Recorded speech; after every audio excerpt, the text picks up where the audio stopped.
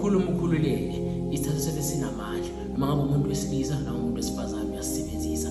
Noma ngabe yini uyifisayo, noma ngabe yini uyicelayo. Ufuna imali, ufuna ukushelwa, ufuna uqonyo, uya-interview, ufuna promotion, ufuna day off, noma ngabe yini oyifisayo. Ufuna ukukhuluma nomuntu akuzwe bese yakulalela, akuzwisise. Uya kumashonisa wakho noma uya kubani wakho uyocela into ethile emntwini noma ngabe kuyini. Uyazigcobisa la kunomena khona isithathu sakho bese uyokhuluma nabantu, ukhuluma ukhululekile.